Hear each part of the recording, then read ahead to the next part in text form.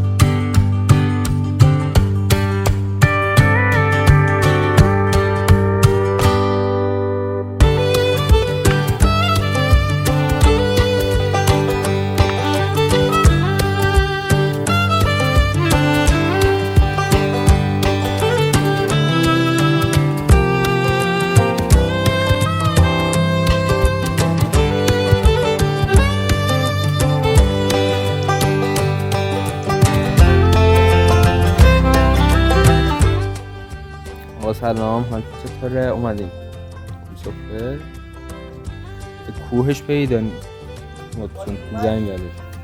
آره با یه آدم خوب اومدیم. با چی اومد؟ با چی بسید؟ آره با شاهین اومدیم، با شاهین. آقا شاهین هست؟ ها بخشه آقا یاسر هستم و شاهین اون پایین.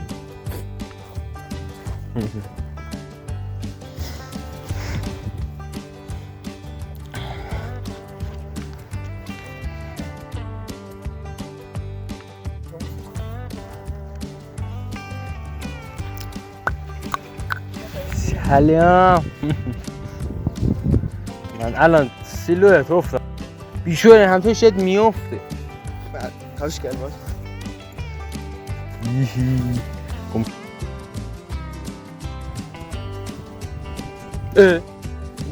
مرد. چرا این مرد یهو؟ منم چرا ما بالا ترین میریم؟ چرا بالا ترین میریم؟ چرا بالا ترین؟ من نیستم. بچه ها با رفیقای بیان که پایین ما پایه ایشون پایه با شاهین فقط اومدن دنبالم. دروغ میگه، من پایه. آره پس ببریم بالا. میذارم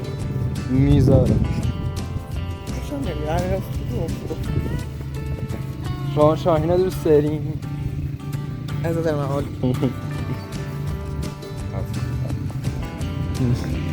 آره شاهین خوب. زوم بده. نه همونطور. بیا زوم.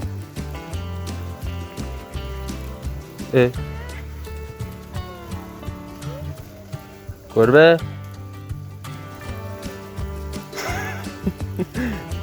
گربه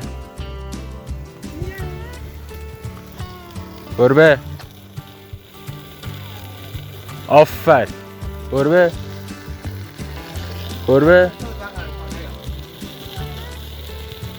من مواد بدهید یلا.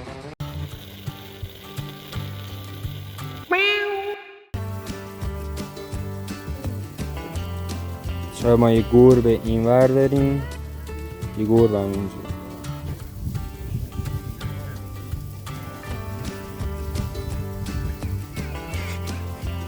داداش گربه دیدی به خدا پلنگ.